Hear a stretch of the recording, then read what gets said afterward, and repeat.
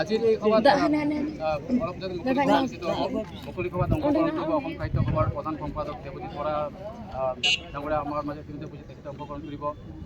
গোসাইগাঁও সমষ্টিৰ বিধায়ক জিৰণ নাৰ্জাৰী অংশগ্ৰহণ কৰিব আৰু BTRৰ কেইবাগৰাকী EM আদিবাসী ৱেলফেয়াৰ এণ্ড ডেভেলপমেণ্ট কাউন্সিলৰ অধ্যক্ষকে আৰম্ভ কৰি মুখ্য কাৰ্যবাহী সদস্যকে আৰম্ভ কৰি EM-সকলে অংশগ্ৰহণ কৰিব। বিভিন্ন জাতীয় সংগঠনৰ নেতৃবৰ্গ ইয়াত অংশগ্ৰহণ কৰিব।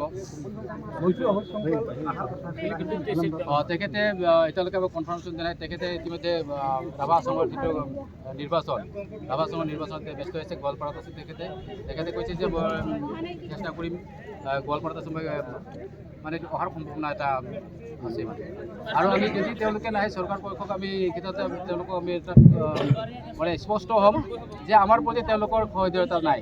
আচলতে আমাৰ সমস্যা সমাধানৰ প্ৰতি তেওঁলোকৰ মানে যদি নাহে তেনেহ'লে আমাৰ সমস্যাৰ প্ৰতি তেওঁলোকে পিঠি দিয়া আমি নিশ্চয় অনুভৱ কৰিম। তো আমি আহ্বান জনাইছোঁ এতিয়াও সময় আছে। যদি সঁচাকৈ চাওতাল জনগোষ্ঠীৰ প্ৰতি তেওঁলোকৰ মানে সদয় ভাৱ আছে তেওঁলোকে আহি পেলাই যাতে ইয়াত উপস্থিত হৈ আমাৰ সমস্যা সমাধানৰ কাৰণে যাতে এষাৰ কথা কৈ যাব পাৰে আৰু চৰকাৰৰ প্ৰতি এইটো আমি আহ্বান জনাইছোঁ।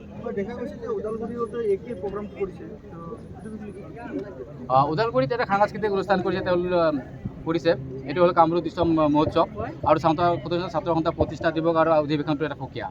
তো ইয়াৰ পৰা স্পষ্ট হৈছে তেওঁলোকে এটা সাংস্কৃতিক অনুষ্ঠান কৰিছে তাত আমাৰ একো ক'ব লগা নাই। তো আমাৰ যিহেতু খোজা ছাত্ৰ 2005 চনৰ পৰা আজি 26 জানুৱাৰী দিনটো প্ৰতিষ্ঠা লাভ কৰিছিল।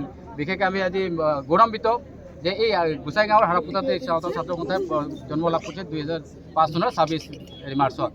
তো সেই দিৱসটো আমি মানে আজি 20 বছৰত ধৰি দিলে 20 বছৰ হ'ল আজি এটা পূৰত যোৱা মানে পূৰত হৈছে।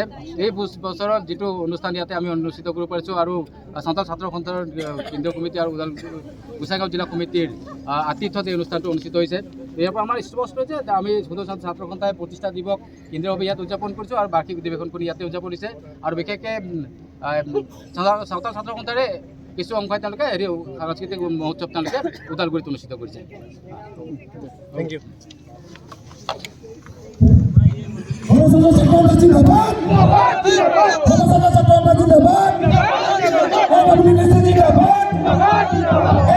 জিন্দাবাদ